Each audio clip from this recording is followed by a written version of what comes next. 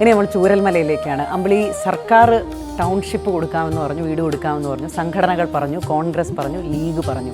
പക്ഷേ ഈ ദുരന്ത ഭൂമിയിലെ ഹീറോസ് ലീഗാണെന്ന് ഞാൻ പറയും. കാരണം പറഞ്ഞത് 101 വീടാണ്, 51 വീട് പൂർത്തിയാക്കിയിട്ടുണ്ട്. നമ്മളൊരു പാലുകാച്ചൽ ചടങ്ങിലേക്കാണ് ഇനി പോകാനിരിക്കുന്നത്. ദുരന്തബാധിതർക്കായി ലീഗ് നിർമ്മിച്ച് നൽകിയ വീടുകളിൽ നാളെ ഗൃഹപ്രവേശന ചടങ്ങ് നടക്കുകയാണ്. ആദ്യം നിർമ്മിച്ച 51 വീടുകളിലാണ് കുടുംബങ്ങൾ താമസം തുടങ്ങുക.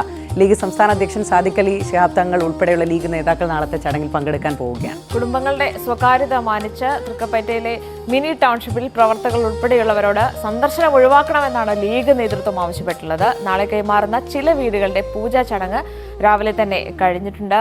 വാഗ്ദാനം നൽകാൻ എല്ലാവർക്കും കഴിയും, പക്ഷെ അത് പൂർത്തീകരിക്കുക, സമയത്ത് തന്നെ പൂർത്തീകരിക്കുക എന്നത് വലിയ കാര്യം തന്നെയാണ്.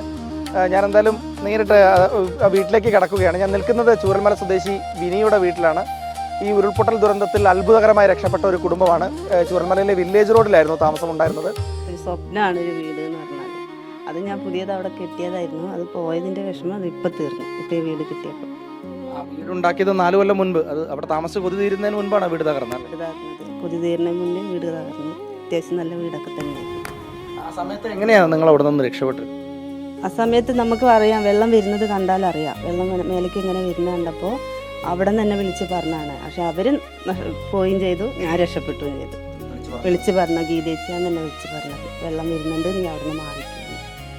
ടൗൺഷിപ്പുണ്ട്, ഒരു ഭാഗത്ത് മുസ്ലിം ലീഗ് നിർമ്മിക്കുന്ന വീടുകളൊക്കെ ഉണ്ട്. എന്താ പിന്നെ മുസ്ലിം ലീഗ് നിർമ്മിക്കുന്ന വീട്ടിലേക്ക് ക്ഷണിച്ചപ്പോൾ വരാൻ തീരുമാനിക്കാൻ കാരണം? മുസ്ലിം ലീഗ് എന്ത് പറഞ്ഞാലും അത് നേടുന്നുള്ളത് നമുക്ക് ഉറപ്പാണ്. എന്തായാലും അത് കിട്ടും. അപ്പോൾ പിന്നെ എന്തായാലും ഞാൻ ആരതൊന്നും നോക്കിയില്ല, ആരോടും ഒന്നും ചോദിച്ചില്ല. വീട്ടുകാരോടാണെങ്കിലും കുടുംബക്കാരോ ആരോടും ചോദിച്ചിട്ടില്ല. എൻ്റെ ഇഷ്ടത്തിന് എനിക്ക് മുസ്ലിം ലീഗ് മതി എന്നുള്ളത് തീരുമാനിച്ചു ഉറപ്പിച്ചു.